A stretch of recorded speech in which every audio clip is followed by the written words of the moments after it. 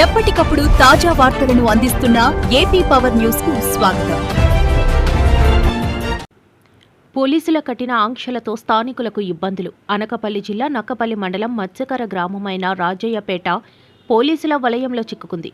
రాజయ్యపేటలో bulk drugs పార్క్కి వ్యతిరేకంగా నిరసన చేస్తున్న శిబిరం వద్దకు మద్దతు తెలిపేందుకు బయట వ్యక్తులు ఎవరూ రాకుండా సుమారు 1000 మంది పోలీసులతో గట్టి బందోబస్తు ఏర్పాటు చేశారు.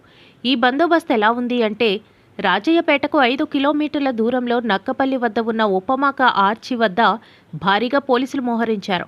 నక్కపల్లి మండలంలోని చుట్టుపక్కల ఉన్న గ్రామాలకు రాకపోకలు సాగిస్తున్న ప్రజలను ఆపి ప్రతి ఒక్కరిని ఆధార్ కార్డు అడిగి మరీ పంపిస్తున్నారు.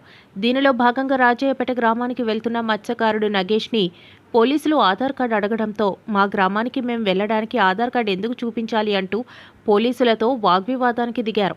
ఈ కూటమి ప్రభుత్వంలో హోంమంత్రి నియోజకవర్గ పరిధిలోని మా గ్రామానికి వెళ్లాలంటే ఆధార్ కార్డు చూపించాల్సిన దుస్థితి ఏర్పడిందని ఆవేదన వ్యక్తం చేశారు.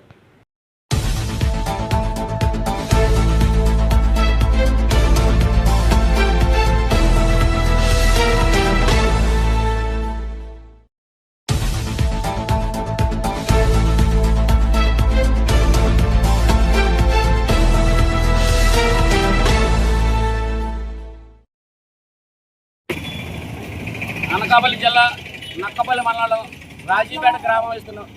నేను వైసీపీ సర్పంచ్గా పోటీ చేశాను. కానీ గత 32 రోజులుగా 33 రోజులుగా శాంతియుతంగా ధర్నా జరుగుతుంది. దానివల్ల 800 పోలీసులు మా ఊరికి కాపలా కాస్తున్నారు.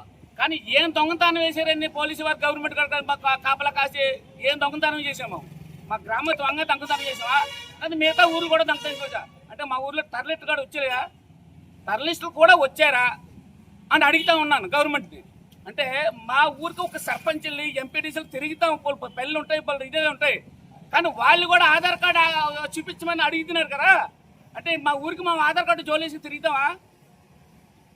జవులు వేసుకుని తిరుగుతామా? తిరగం కదా.